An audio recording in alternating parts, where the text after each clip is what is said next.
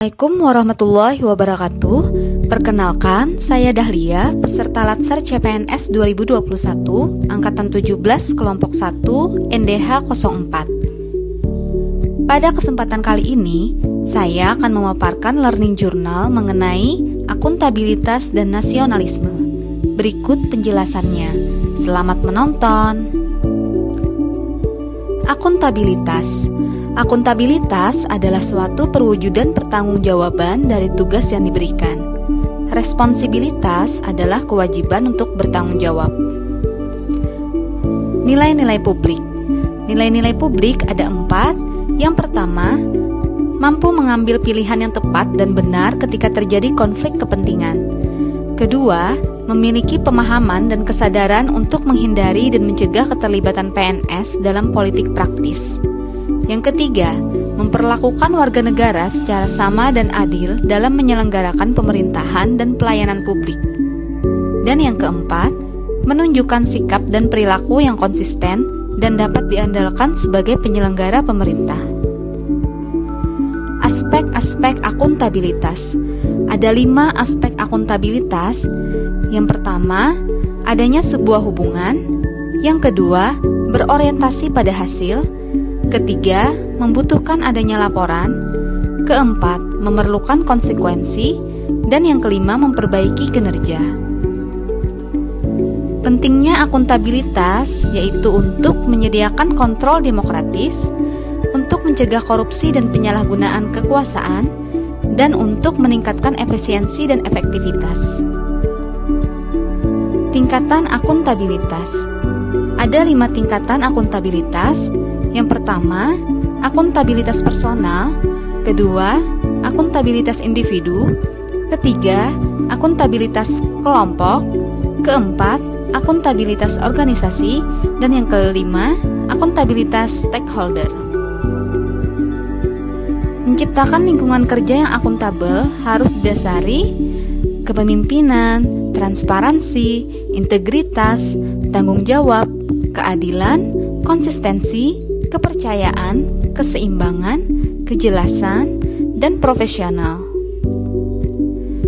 Contoh penerapan saya dalam akuntabilitas sebagai perawat yaitu datang bekerja dengan tepat waktu dan pulang bekerja setelah waktu yang ditetapkan.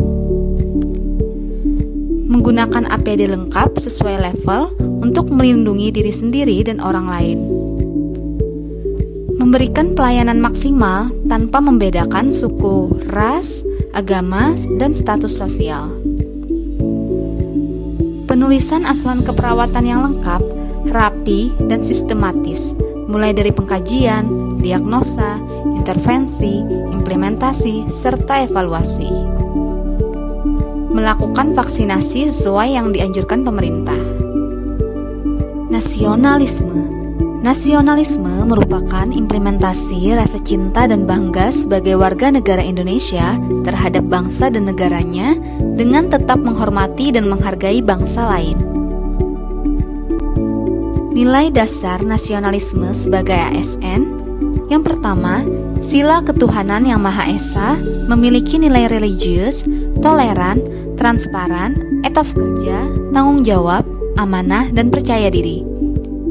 Yang kedua, sila kemanusiaan yang adil dan beradab, memiliki nilai humanis, tenggang rasa, persamaan derajat, saling menghormati dan tidak diskriminatif.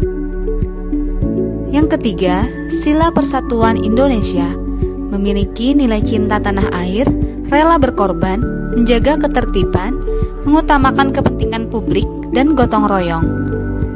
Yang keempat, sila kerakyatan yang dipimpin oleh hikmat kebijaksanaan dalam permusyawaratan perwakilan, memiliki nilai musyawarah mufakat, kekeluargaan, menghargai pendapat, dan bijaksana.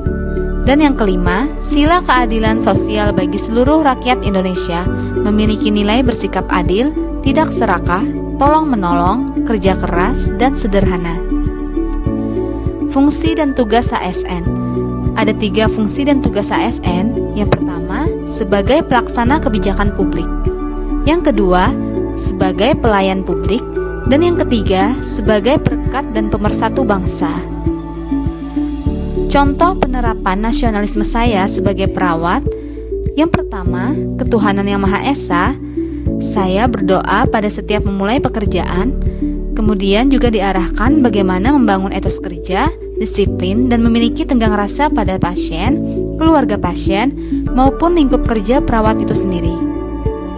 Yang kedua, kemanusiaan yang adil dan beradab, yaitu memanusiakan atau berperilaku baik dan tulus pada saat pelayanan kesehatan terhadap pasien dan lingkup kerjanya. Yang ketiga, persatuan Indonesia, yaitu melakukan pelayanan kesehatan yang bekerja sama dengan tenaga kesehatan lainnya agar terwujud pelayanan yang maksimal. Yang keempat, kerakyatan yang dipimpin oleh hikmat kebijaksanaan dalam permusyawaratan perwakilan, yaitu setiap melakukan pelayanan kesehatan, perawat tetap menghargai keputusan pasien terkait pelayanan kesehatan yang diputuskan oleh pasien maupun keluarga pasien. Dan yang kelima, keadilan sosial bagi seluruh rakyat Indonesia, yaitu perawat bertindak adil atau tidak membedakan suku, ras, agama, dan lain-lain untuk melakukan pelayanan kesehatan yang terbaik.